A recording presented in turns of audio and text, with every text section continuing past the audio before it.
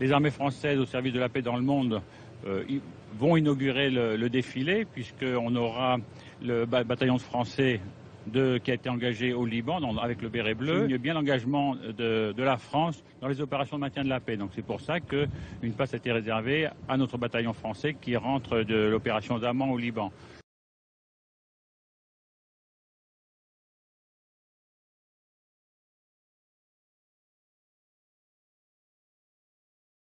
Et c'est vrai que ces dernières années, on a eu tendance à oublier un peu l'engagement de la France sous casque bleu, au sein de la FINUL au sud Liban, dans une zone très sensible entre la frontière libanaise et Israël. Et d'ailleurs, il faut savoir qu'il n'y a pas de traité de paix entre ces deux pays. Il y a eu une cessation des hostilités en 2006. Donc les soldats français qui sont engagés là-bas, sous casque bleu, avec plus de 12 000 autres casques bleus de trentaine de nationalités, eh bien, jouent le rôle de tampon, d'interposition, et illustrent un des deux thèmes de ce 14 juillet, c'est-à-dire donc la protection de la paix à l'extérieur.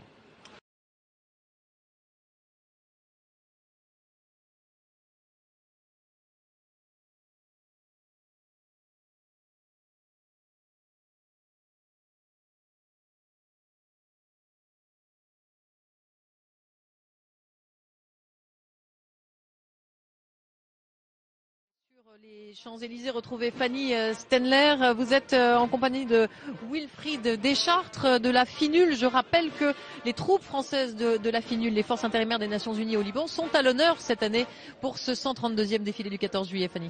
Exactement, Marie. Ce sont les invités d'honneur de ce 14 juillet. Donc, ce sont les hommes de la FINUL, la force intérimaire des Nations Unies au Liban. En fait, ce sont les casques bleus qui sont en ce moment au sud Liban. Alors, comme le veut le protocole, ce sont ces hommes qui vont ouvrir le défilé ce matin. Alors, nous allons retrouver donc le capitaine Wilfried Deschartres. Vous êtes donc à la tête d'une unité de commandement et de logistique. Vous avez effectué plusieurs missions au sud Liban ces dernières années. Est-ce que je peux tout simplement vous demander quel a été le souvenir le plus marquant de ces dernières années? Oui, pour moi, le souvenir le plus marquant du dernier mandat a été le 23 octobre, puisque je suis issu d'anciennes troupes parachutistes. Et donc le 23 octobre, j'ai pu, à la tête d'un détachement, aller à la commémoration de l'attentat du Drakkar qui s'est passé en 1983 et durant lequel la France a perdu une soixantaine d'hommes qui étaient casques bleus au Liban. C'est des moments de joie aussi. Oui, de joie, puisque à l'issue de ça, nous sommes allés à l'ambassade pour aller voir la finale de la Coupe du Monde de rugby, la France contre la Nouvelle-Zélande. Alors, ce sont très souvent des missions extrêmement longues. Comment est-ce que vous les gérez, ces missions longues, personnellement? Ce sont effectivement des missions longues, puisqu'on est passé de mandat à 4 mois à de mandat à 6 mois. C'est très difficile pour la famille, mais on essaie de les préparer au plus tôt. C'est-à-dire qu'à partir du moment où on a appris qu'on partait, on met tout de suite la famille dans l'ambiance. Moi, pour ma part, j'ai une fille qui s'appelle Pauline, qui a 4 ans et demi. Donc c'est effectivement difficile pour elle. J'ai fait 3 mandats, elle a 4 ans et demi. Donc je pars environ 4 à 6 mois par an. Voilà. Est-ce que je peux vous demander également ce qui vous a donné envie d'être casque bleu? Qu'est-ce qui vous a fait rêver? Alors moi j'ai toujours voulu être militaire et quand j'étais tout petit, ce qui me faisait rêver c'est les casques bleus au Cambodge et au Liban. Donc le Cambodge j'ai pas pu m'y rendre puisque je me suis engagé après la fin du Cambodge. En revanche le Liban, donc j'y suis allé 3 fois, donc voilà, c'est réellement ce qui me plaisait et c'est un rêve de gosse en fait.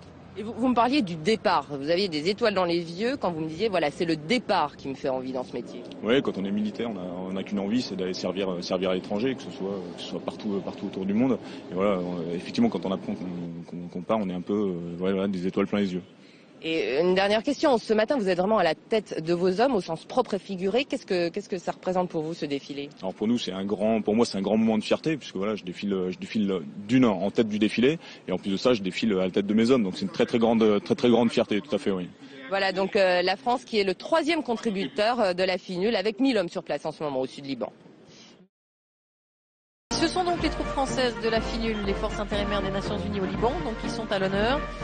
Et ce sont elles qui ouvrent la marche devant Pierre le général qui commande les troupes à pied. Oui, ce sont donc des casques bleus ou plutôt des bérets bleus. Voilà, bérets bleus, certains sont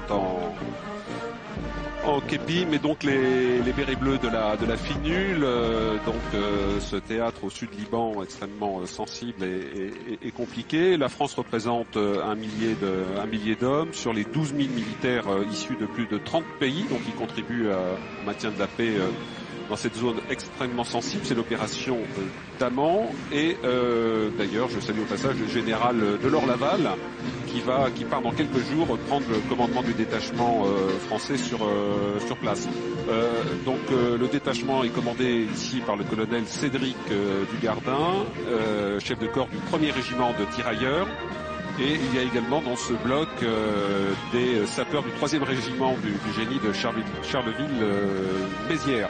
Donc c'est un mandat très ancien puisqu'il remonte à 78, qui a été réactualisé en 2006 effectivement, à la suite de combats très durs entre l'armée israélienne et le Hezbollah, qui est à la fois une formation politique et une milice armée extrêmement puissante, chiite, au sud Liban.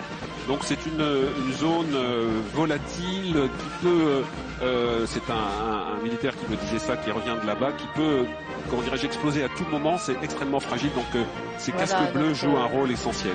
Caméra loupe qui nous permet, voilà, des très gros plans, de voir le visage de ces hommes de la finule établis, comme vous le disiez, en 78 par le Conseil de sécurité de l'ONU pour confirmer donc le retrait des troupes israéliennes du sud Liban, assurer également une mission de la paix dans la région. Et on l'a vu, ce sont tous des soldats, voilà, on le voit très bien décorés, très largement décorés, parce qu'ils ont derrière eux énormément d'opérations extérieures, Afghanistan, Bosnie, Côte d'Ivoire, le Tchad, et donc c'est l'image d'une armée professionnelle, voilà, elle passe devant la tribune présidentielle. Et qui symbolise bien le thème